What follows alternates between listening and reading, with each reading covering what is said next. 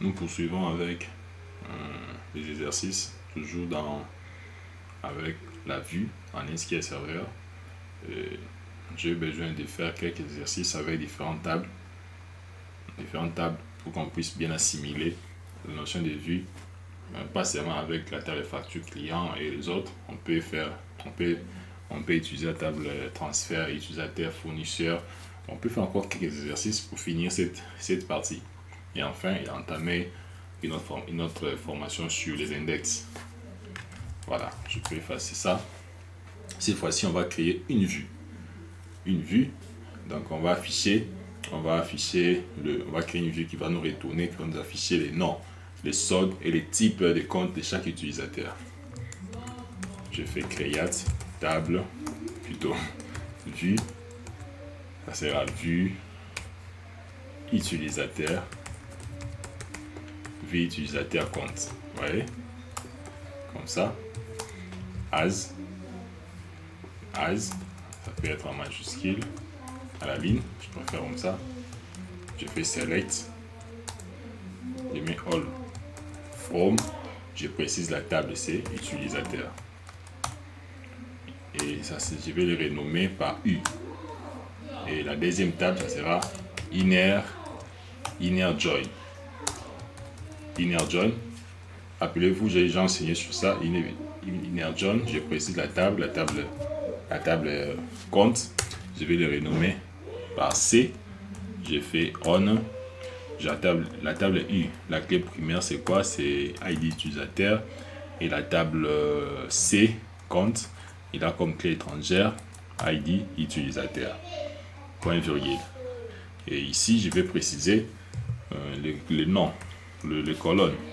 Je précise ici les noms de l'utilisateur. Je précise dans la table compte les soldes. Et dans la table toujours compte, j'ai précisé les types de comptes. Voilà, comme ça. Lorsque je sélectionne, j'exécute, on voit commande reçue. Je actualise la vue. On voit que la vue compte utilisateur. On a la possibilité de l'afficher. Parce que comme ça, si je fais comme ça, ça va afficher aussi. Voilà. Je peux faire select. C'est mieux de le faire comme ça pour qu'on puisse bien comprendre. Select, le nom de la vue, point virgule. Je clique, j'exécute. On voit qu'on a 5 lignes. Donc on a 5 utilisateurs avec leur solde et leur type de compte. Grâce à la jointure, grâce au type de vue, grâce à la jointure, join, inner join. Très bien. Deuxième cas. On a besoin de modifier la vue. On a aussi la possibilité de modifier la vue. Modifier la vue, rappelez-vous, on utilise toujours alter. Alter nous permet de modifier la vue, c'est-à-dire on fera par exemple comme ça. Je précise les noms de vue et puis je précise les noms de la vue. Si c'était ça, je viens ici, la vue, comme ça, je viens ici en bas, je fais select, je peux changer les nombres de colonnes, par exemple. Par exemple ici, je prends ça, je vais mettre ça ici. Sauf que j'enlève, je peux enlever ça. Je peux enlever la troisième colonne. Vous voyez, la troisième colonne. Il ne faut pas oublier les as. Si vous oubliez les as, il y aura une erreur. Voilà, comme ça. Si je sélectionne, j'exécute, on me dit commande reçue. Voilà comment on peut modifier une vue. Et je vous ai montré comment supprimer une vue. Pour supprimer une vue, on fera dump view. On pose les noms de la vue. Si c'est ça, plutôt si c'est ça, je prends ces noms. Je viens ici, je vais coller. Point virgule. Si j'exécute, la vue sera supprimée. Très bien. Et je pense qu'on peut s'arrêter là. Bien, on peut. Maintenant, on va voir, pour finir pour cette vidéo, on va créer une vue qui va nous afficher les noms du client, les noms, le montant du paiement et les modes de paiement pour chaque client. On va finir avec, on va clore avec. Voilà, je viens ici, je crée la vue.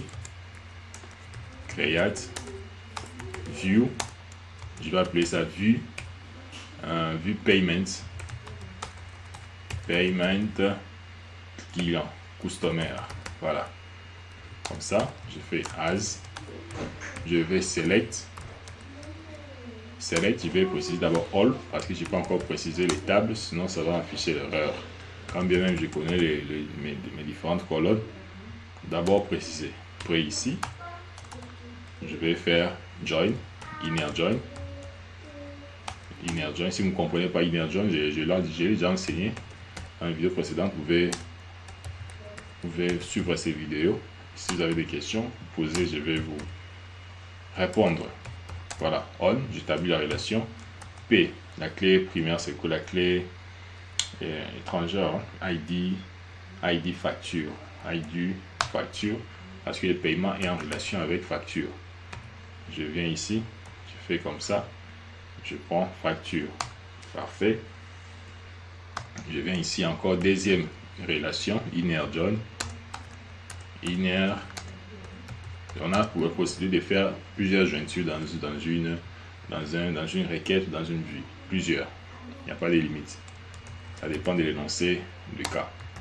Des clients, on, je fais facture, point, parce que facture en relation avec le client, je vais récupérer la clé primaire, et puis je récupère la clé étrangère. Je vais récupérer, ça c'est la clé étrangère, je récupère la clé primaire, voilà, point virgule.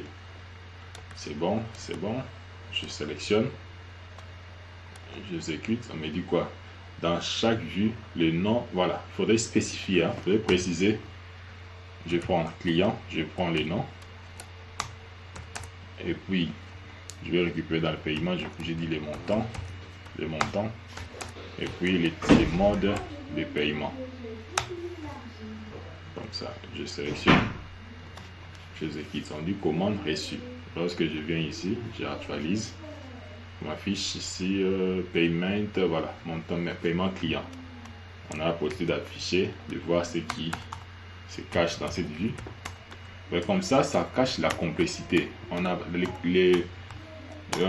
pas à comprendre quelle est la requête qu'on avait utilisée. On n'arrive pas à comprendre ça. On ne saura pas lorsqu'on fait select vue, le nom de la vue. On ne saura pas. Et nous-mêmes, on sait qu'on avait fait une grosse requête ici pour créer cette vue. Vous voyez, dans la vue, c'est très important de l'utiliser dans vos cas, dans vos travaux. C'est très très important. Vous voyez, ici on a les noms, les montants et les mots de paiement. Voilà, nous avons fini avec la vue. Maintenant, la prochaine vidéo, on va travailler sur l'index et puis les procédures stockées. Ou clore avec cette formation en langage SQL en DBA. Voilà.